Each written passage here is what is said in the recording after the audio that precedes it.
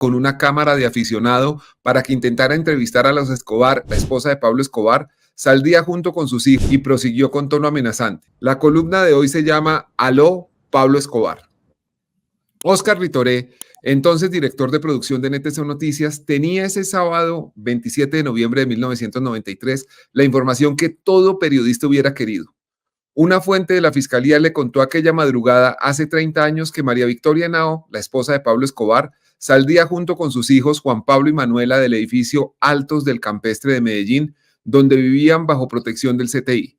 Los traerían hacia Bogotá en un avión comercial y después probablemente saldrían del país.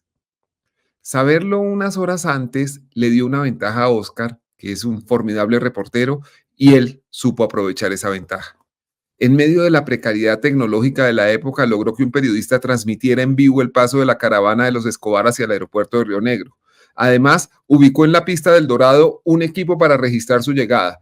Consiguió los documentos de inmigración. Entre otras cosas, necesitaban los hijos de Pablo Escobar permiso de bienestar familiar porque obviamente no estaba el permiso de salida firmado por el padre. Y Óscar chivió a todo el mundo con la historia.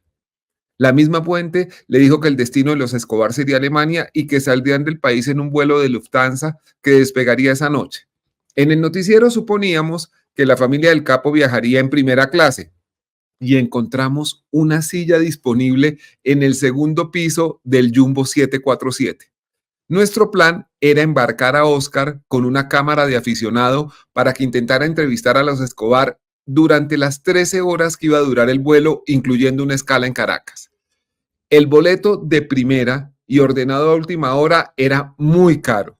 Excedía por mucho nuestra cuenta en la agencia de viajes y nos tocó ir a comprarlo al mostrador de la aerolínea en El Dorado, repartiendo el pago en varias tarjetas de crédito. Pasadas las 4 de la tarde, Félix de Bedut y yo salimos del aeropuerto, felices porque habíamos vivido un día de primicias, una tras otra, y teníamos a su autor, al autor de esas primicias, en la sala de espera del vuelo, más cerca de la familia Escobar que cualquier otro reportero en el mundo. Para celebrarlo, nos fuimos a almorzar al restaurante Pajares Salinas. Apenas estábamos mirando el menú cuando Luis, el inolvidable Metre, me informó que había una llamada para mí en el teléfono verde de disco que estaba en una mesa redonda en un corredor que separaba 2 salones del restaurante. Los teléfonos celulares aún no existían y era frecuente que en un día de noticiero me buscaran, pero a nadie le había dicho a dónde iba. Imaginé que Janet Gómez, nuestra infatigable productora, se había figurado dónde estaba y quería decirme algo. ¿Aló? Señor coronel, oí una voz con acento paisa al otro lado de la línea. Sí, ¿quién habla? Pablo Emilio Escobar Gaviria. Sentí un corrientazo frío subiéndome por la espalda. Estaba hablando con el criminal más peligroso del mundo y no sabía siquiera cómo decirle. Pablo, don Pablo, señor Escobar. Sí, fue lo único que atiné a contestar.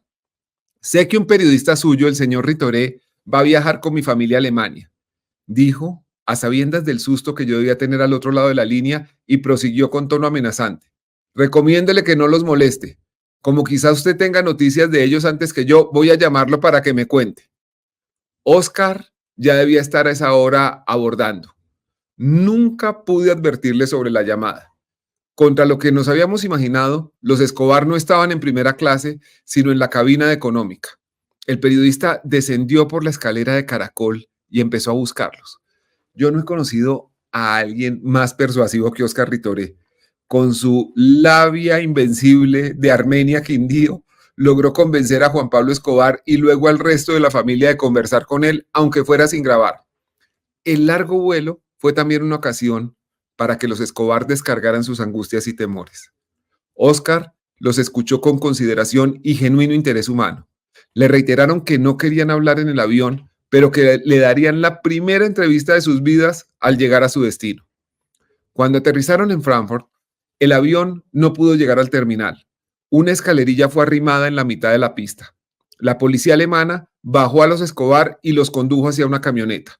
Óscar registró en video, desde la ventanilla de su puesto en primera clase, los únicos 17 segundos que existen de ese momento.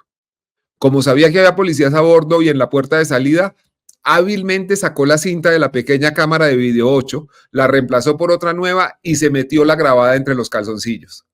Efectivamente, un policía le pidió la cámara y se la devolvió, pero sin el cassette. Los Escobar fueron deportados en el siguiente vuelo que Oscar no pudo abordar porque su reserva era para el jueves siguiente, 2 de diciembre de 1993, el mismo día en el que fue abatido Pablo Escobar.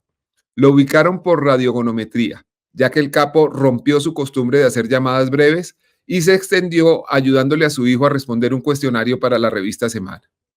Los Escobar cumplieron su palabra. Hablaron únicamente con el periodista Oscar Ritoré, pero lo hicieron después del entierro de quien fuera el hombre más buscado del mundo. Hay un video, si ustedes me permiten compartirlo, que hizo el noticiero para recordar esa cobertura hace un tiempo. Los 90 fueron los años más violentos en la historia reciente de Colombia. Detrás de muchos de los crímenes estuvo una figura que marcó a sangre y fuego la historia del país, Pablo Escobar. Sobre él, Gabriel García Márquez dijo: al colombiano sin corazón lo pierde el corazón. Y ese corazón era su familia.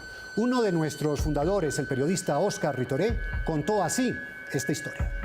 Aquí en el aeropuerto de Frankfurt, en Alemania, está detenida en este momento la familia de Pablo Escobar Gaviria.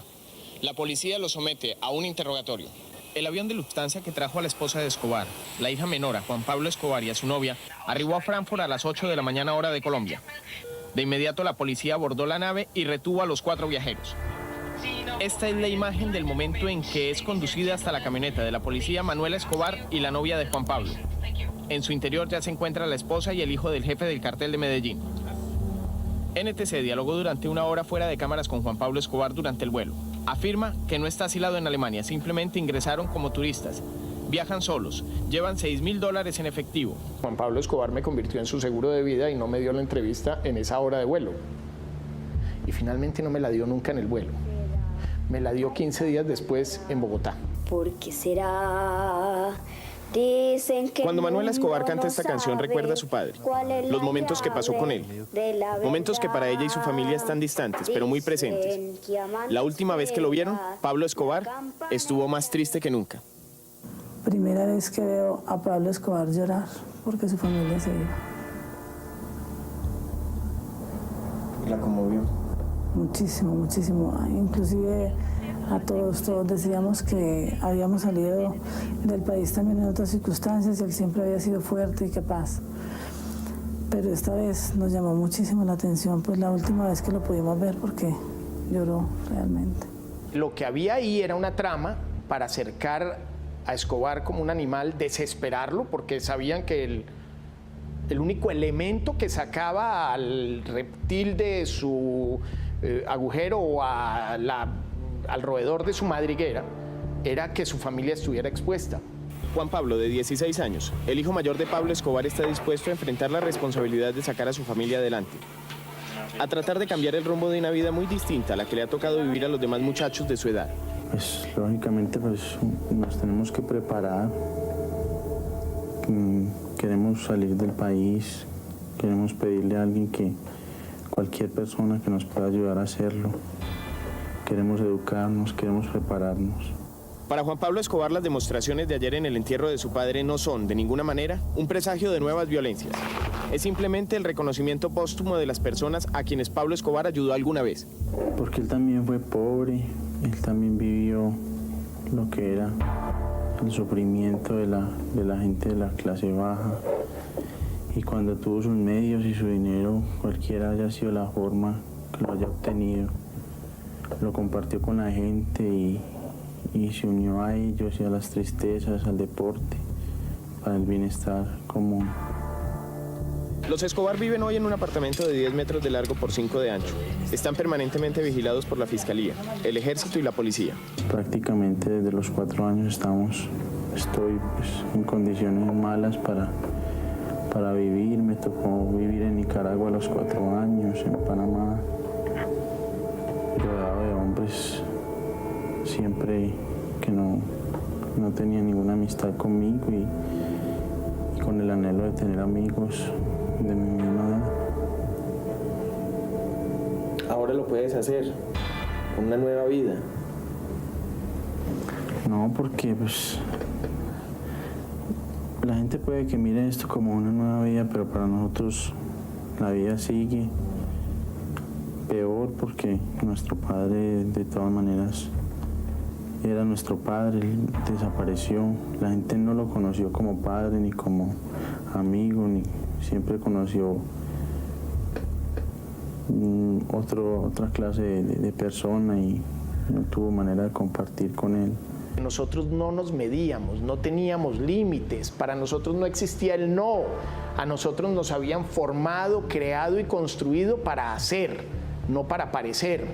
Y además le habíamos hecho una propuesta a un país que no estaba acostumbrado a ver crónicas, por ejemplo, en televisión, y es que nosotros éramos la nueva televisión de Colombia. Con su trabajo, lograr la mejor imagen para televisión sobre la llegada a Bogotá de la familia de Pablo Escobar. Pero este sargento, quien decía cumplir funciones de oficial de servicio, logró con sus abusos, insultos y agresiones destruir aquella esperada imagen. Germán Palma, considerado como uno de los mejores camarógrafos del país, fue tratado por este sargento como el más peligroso de los criminales, mientras la familia de Pablo Escobar y otros colegas presenciaban este atentado a la libertad de prensa. Pero es que véanlo. Es que vamos a ir para allá, vean. ¡Cuidado! Germán, cuidado. Cabo, suéltelo, hermano. Suéltelo. Hola. ¿Qué pasó? Los policías se nos atravesaron, nos impidieron, nos empujaron, hubo un forcejeo. En ese momento ya la otra prensa, la demás prensa había llegado y nos alcanzaron a grabar lo que nos estaba sucediendo a nosotros. Pues nos tumbaron, se rompió la cámara.